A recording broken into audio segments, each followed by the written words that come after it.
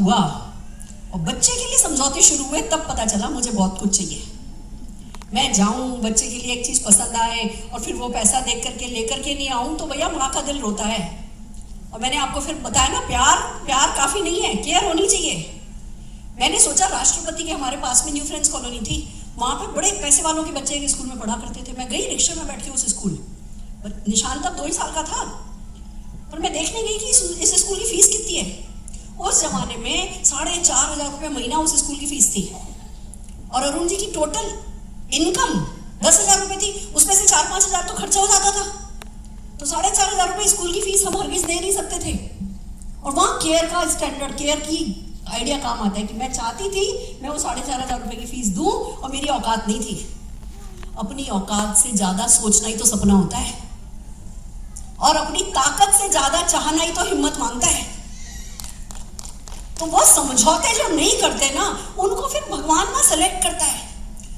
भगवान का और कोई क्राइटेरिया नहीं है, वो काला गोरा ये कुछ नहीं देखता, अमीर गरीब कुछ नहीं देखता। भगवान, अल्लाह, गॉड, जो भी कायनात जो भी कह दो, वो सिर्फ ये देखता है कि कौन अपनी औकात से ज्यादा सोच रहा है, कौन अपने कहते हैं ना फटा पोस्टर निकला हीरो, कौन अपना पोस्टर फाड़ने को तैयार है। फिर उसको सपोर्ट मिलता है, उसको कायनात मदद करती है। मेरे को बिल्कुल ये बात पच नहीं रही थी कि मेरा बच्चा इस स्कूल में नहीं जाएगा, इसी में जाएगा, और हालात कहीं दिख नहीं रहे थे।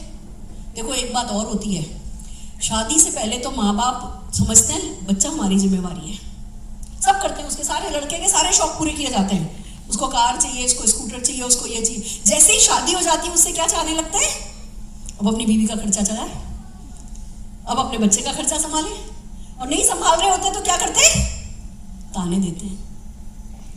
कितने लोग इस बात से रिलेट कर सकते हो कि ऐसा होता है ना। और किसी लड़की को, किसी बीवी को अपने पति को 4 बातें उसकी माँ सुनाए पसंद नहीं है। यस और नो? कहने को माँ है, माँ का हक बनता है, कुछ भी बोल सकती है, पर लड़की को पसंद नहीं आता कि उसके हस्बैंड को कोई मतलब डायरेक्टली निकम्मा कहे कि तू अपनी बीवी का खर्चा नहीं चला सकता। और हमारे घर में ये होता था, भाई कमाई तो कुछ थी नहीं, शादी हो गई, घर वाले मम्मी पापा सब खर्चा कर रहे हैं, तो जाने अनजाने 2-4 बातें बोल ही देते थे। मेरे को लगता था कुछ करना पड़ेगा, कुछ करना पड़ेगा। रोज बथुआ मेथी ये वो 2 घंटे साफ करा करती थी और मटर छीलते छीलते सोचा करती थी जिंदगी में कुछ और करूंगी सुरेखा भार्गव, ये तेरे लिए काफी नहीं है। तेरे को अपनी पहचान बनानी है, तेरे को अपनी पहचान बनानी है, तेरे को हस्बैंड को मदद करनी है। 7:30 बजे जाते थे, आने का कोई ठिकाना नहीं होता था। काम लेके आते थे, 1:30, 2-2 बजे तक काम करते थे। शादी के बाद मुझे पता चला इनको अस्थमा है, और अस्थमा में ये 1:30 बजे काम करके 3:30 बजे तक बैठ के सोते थे, क्योंकि लेटते थे तो इनको अटैक आता था। मैं उस समय की मेरी हालत समझा नहीं सकती आपको, पर आप सब खुद भी किसी न किसी हालत से परेशान हो गए। यस और नो? अब या तो परेशानी में डूब जाओ या परेशानी में बाउंस बैक करो, उठ के आओ कि भैया मैं जीवन भर इस परेशानी में नहीं रहना चाहता, मैं इस परेशानी को खत्म करना चाहता हूँ। वो फैसला होना चाहिए। वो फैसला हर दिन मैं कर रही थी, हर दिन मैं कर रही थी। और कहते हैं ना, जब विद्यार्थी तैयार होता है तो शिक्षक हाजिर हो जाता है। बस ऐसे ही मेरे जीवन में मोदी केयर आया, जैसे आपके जीवन में आया पड़ा है।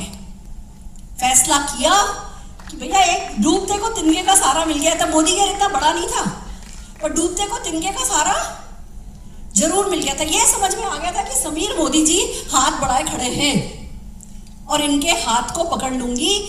एक कॉमन सेंस वाली बात मेरे समझ में आई थी कि ये लोग बहुत पैसे वाले हैं और ये अपनी इज्जत दांव पे लगा रहे हैं, अपना पैसा भी लगा रहे हैं, और इनकी सफलता तब होगी जब हम सफल होंगे। तो इनकी ना कड़ी पड़ी है, ये हमें सफल बनाने के लिए कुछ भी करेंगे।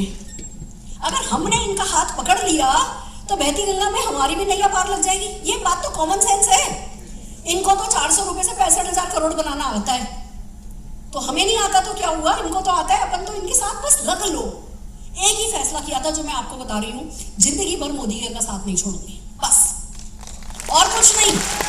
तब ना मैंने पैसा कमाया था, ना मोदी केयर बहुत बड़ा था, पर वो कहते ना कि जब तक आप मोदी केयर के यहाँ से मालिक नहीं बनते, मन वचन कर्म आत्मा से आप मोदी केयर के मालिक नहीं बनते हो ना, तो मोदी केयर से पैसा नहीं कमाते हो।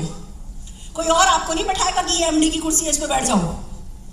आप अपने आप को मोदी केयर का एमडी खुद बनाते हो। मैंने बनाया था, समीर मोदी जी को नहीं माना था मैंने एमडी वो है। मोदी केयर का एमडी कौन? मैं। पियोन कौन? मैं। सीईओ कौन? मैं। सब कुछ मैं।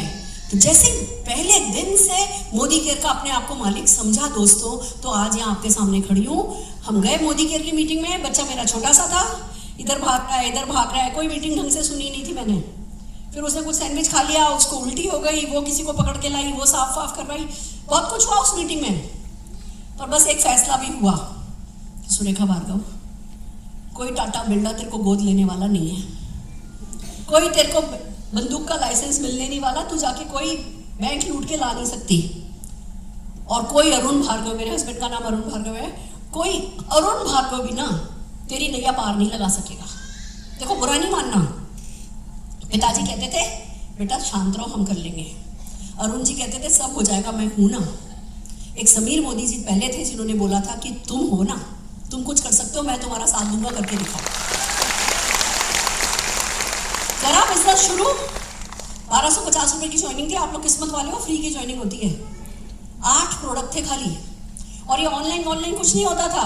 एक ज्वाइनिंग कराने के लिए 35 किलोमीटर दूर ऑफिस जाना पड़ता था, फॉर्म भरे जाते थे, ऐसे ऑनलाइन नहीं होता था। 8 ही प्रोडक्ट, कोई यूट्यूब नहीं था, कोई डेमो करने वाला नहीं था। आप हम लोग ना जितनी सुविधाएं मिलती जाती है ना, कमजोर होते हैं। सुविधाओं की तरफ कभी देखना नहीं चाहिए। सुविधाएं मैं बच्चे को नहीं देती, मैंने मेरे बेटे को कभी सुविधाएं नहीं दी। आप कहने को आपको सुन लिया आपने कि बाली गया लड़की को प्रपोज करने, उसको हर महीने 25,000 रुपए का प्रोडक्ट सेल करने का, पिछले कम से कम ना करते 10 साल से वही काम कर रहा है। जरूरत क्या है उसको, वो 25,000 रुपए का सामान बेचता है, कितना प्रॉफिट कमा लेता है।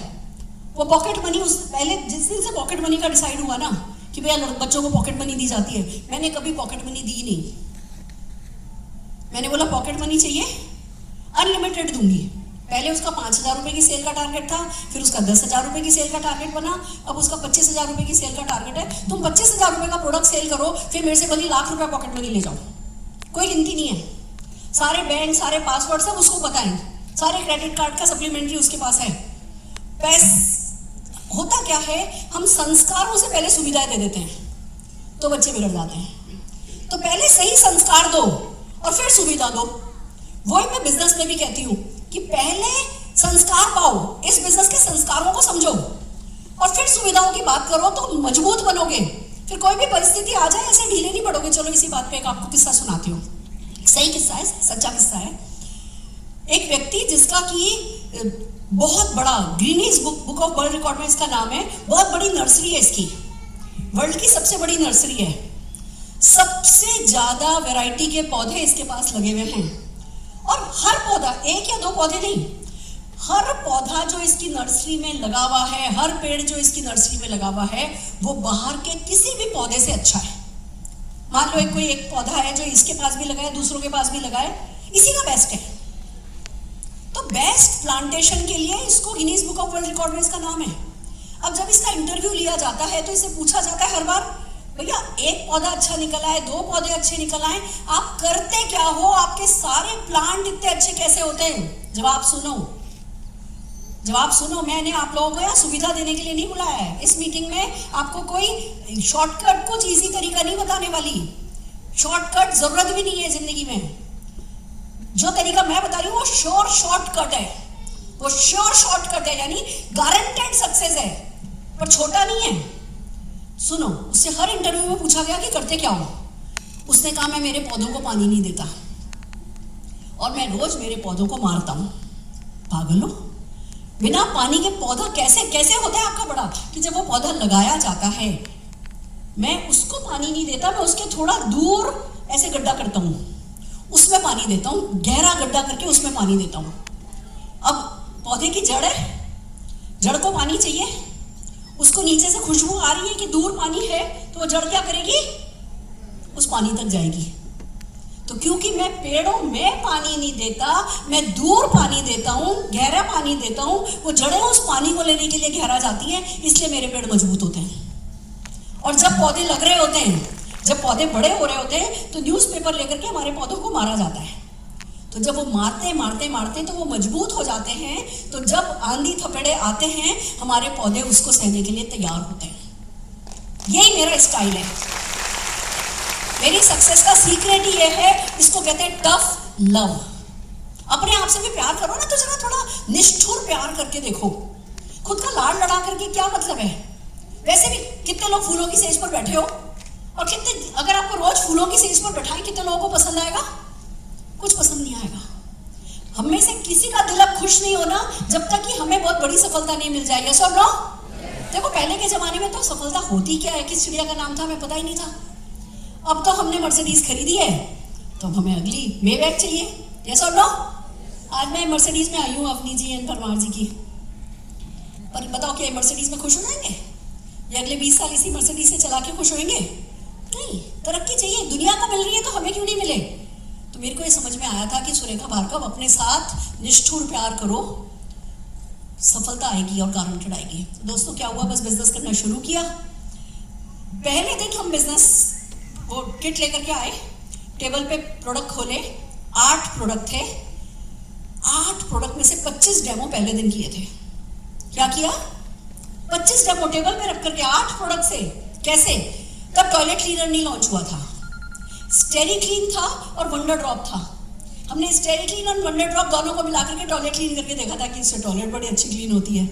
डजोल था, दीवारों पे 10 तरीके के निशान लगा करके डजोल से मिटा के देखे थे, मिट गया मिट गया मिट गया मिट गया मिट गया। कॉलर पे निशान लगा लगा के, सोया सॉस से, इससे आम का, तरबूज का निशान लगा लगा के मिटा के देखे थे। 25 डेमो पहले दिन किए थे। अब क्या करते हैं लोग? अपलाइन का इंतजार करते हैं, अपलाइन आए डेमो करे। बिजनेस किसका है? तो डेमो कौन करेगा? क्या मुश्किल डेमो है? 2 गिलास उठाओ, ये पानी डालो, ये करो, वो करो, क्या असंभव सा काम है? ना जी, हमें तो गोद ले लिया अपलाइन ने। अपलाइन आए, वही अपना डेमो किट लाए। हमें अपलाइन की ना डेमो करने के लिए जरूरत नहीं होती है, हमें उसके डेमो किट के लिए उसकी जरूरत होती है। हमें किसी ने गलती से कह दिया इस बिजनेस में कोई पैसा नहीं लगता, तो बस अब तो हमने तो गांठ बांध ली कि इस बिजनेस में कोई पैसा नहीं लगता, हम तो डेमो किट भी अपना रेडी नहीं करेंगे। हम तो अपलाइन से बोलेंगे जी अपना डेमो किट लेके आओ हमारी होम मीटिंग में। फिर डेमो किट अपलाइन का, तो चेक किसका? अपलाइन का। पहले दिन हमने 25 डेमो किए थे, सारे के सारे 8 प्रोडक्ट खोल दिए थे। यहाँ लोग प्रोडक्ट खरीदते नहीं है, या तो खरीद लेते हैं तो खोलते नहीं है, फिर कहते हैं बैंक अकाउंट खोलना है, लाखों करोड़ों रुपया बैंक अकाउंट में चाहिए। आएगा? नहीं आएगा। डेमो किट खुद ही का काम आता है, अपलाइन का डेमो किट काम नहीं आता। कितने लोग डेमो किट बनाने को तैयार हो?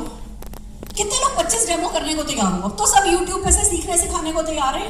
डेमो मुश्किल नहीं है, वो डेमो करने का इरादा करना मुश्किल है। हमें ना जितनी सुविधाएं मिलती जा रही है उतने ही ज्यादा पसरते जा रहे हैं। पसरने से नहीं उठोगे, जिंदगी में उठना है तो जरा उठे हुए रहो। डेमो करना शुरू किया, पहले खुद करके देखा, बात करनी तो आती नहीं थी।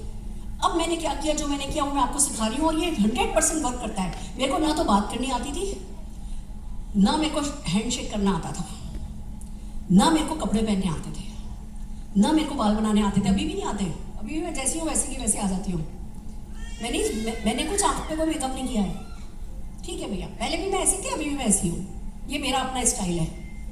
पर आप इस बात को समझो कि आता नहीं था, नहीं आए वो गलत नहीं है, और हम सीखे भी नहीं वो गलत है।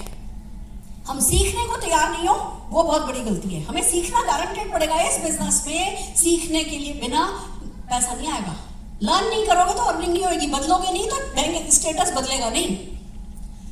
मैंने एक फैसला किया, सुरेखा भार्गव तुझे डर लगता है? सिर पे घूंघट था, आप मेरी परिस्थिति भी तो समझो, सिर पे घूंघट था, रोज सासू माँ 2-3 घंटे तो डांटती थी, तो सारा कॉन्फिडेंस तले लग गया था, जमीन से भी नीचे पाताल में चला गया था, बात करनी आती नहीं थी।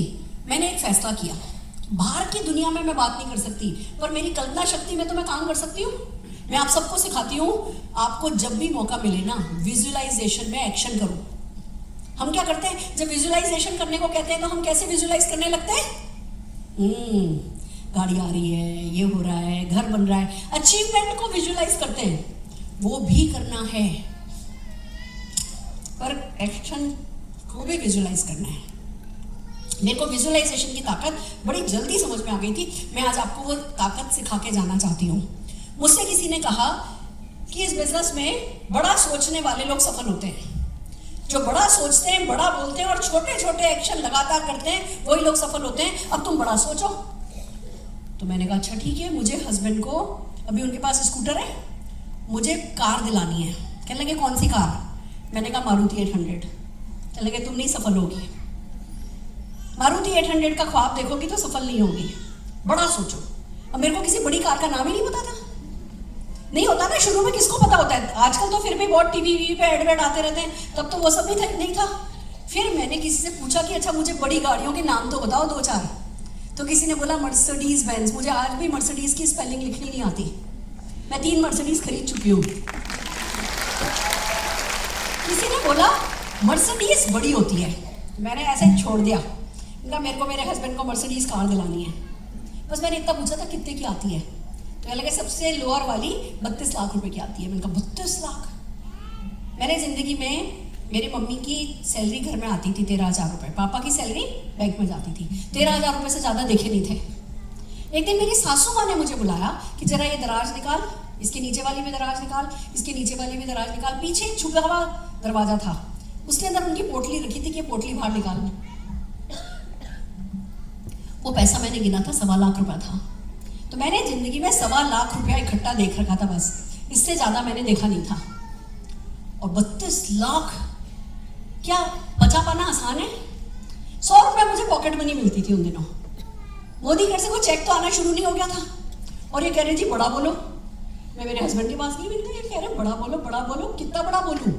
तो मेरे हस्बैंड ने एक बड़ी प्यारी सी बात बोली, चार्टर्ड अकाउंटेंट है ना, समझदार लोग, कि सुरेखा बोलने के पैसे तो लग नहीं रहे, कुछ भी बड़ा बोल दे।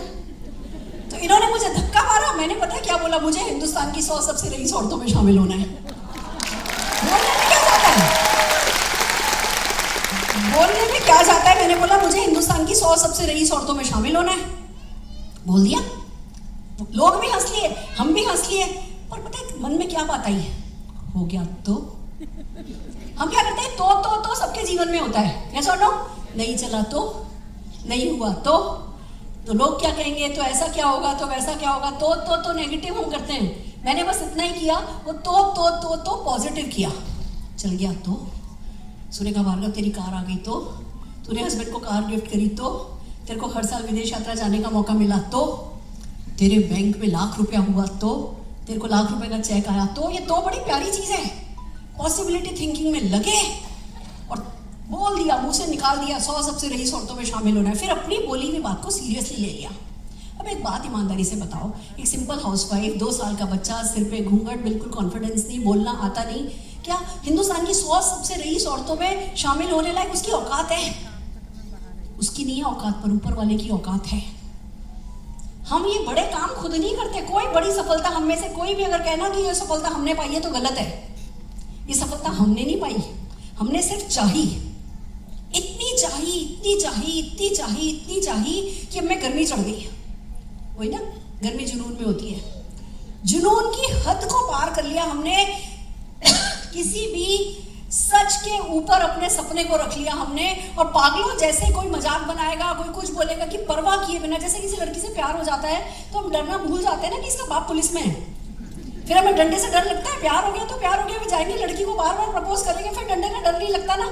ऐसी सफलता का डंडे से डरना नहीं होता लोगों के, सफलता ऐसी है।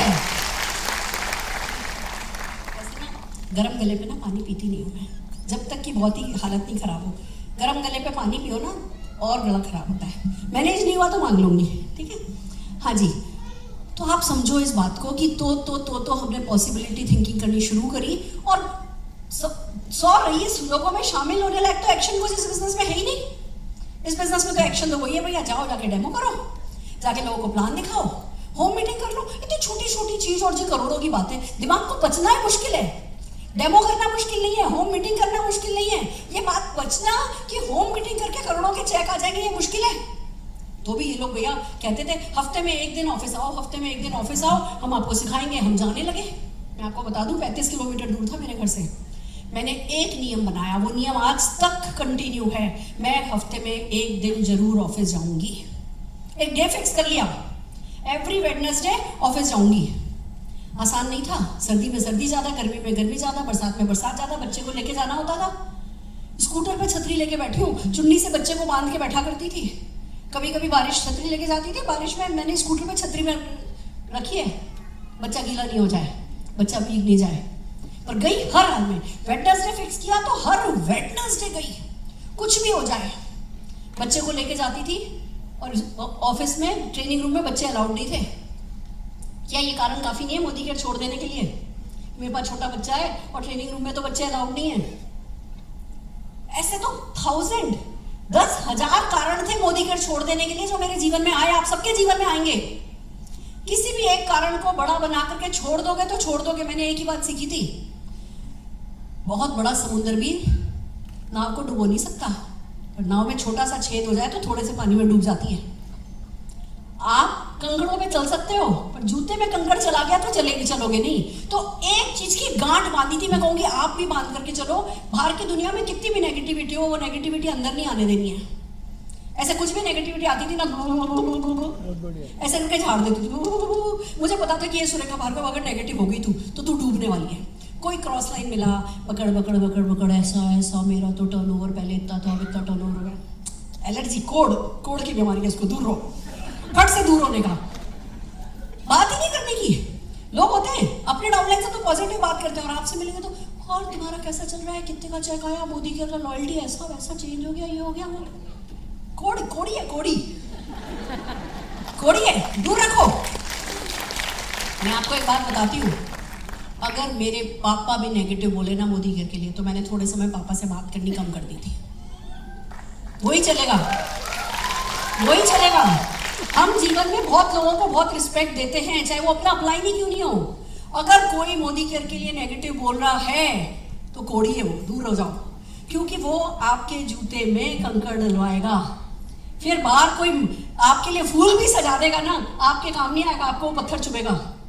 तो लोग दूसरों को संभालते ज्यादा है, हमको खुद को संभालना होता है ज्यादा। दोस्तों तो संभाल करके रखा, कुछ भी हो जाए जुनून चढ़ाए रखा, सुरेखा 100 सबसे रईस लोगों में तुझे शामिल होना है बस। और क्या हुआ, ऑफिस आते थे, वहां पता चला जी गणेश जी ने दूध पिया, उन्होंने हमारी ट्रेनिंग करी। हम तो सबसे प्रोडक्ट की बात किया करते थे, मेरे को बात करनी तो आती नहीं थी। मैंने एक दिन फोन उठा के बोला, येलो पेजेस डायरेक्टरी होती थी, और डायरेक्टरी में से मिसेस वर्मा का नंबर मिला, नंबर डायल किया। मेरे को फोन उठाना नहीं आता था, मैं बता दूं मेरे बियर में फोन नहीं था। तो आप ये सोचो कि सुरेखा भार्गव इसलिए सफल है क्योंकि बहुत काबिल है। काबिल थी नहीं, मैंने काबिल बनने का फैसला किया और आज भी हर दिन पहले से बेहतर बनने की कोशिश जारी है।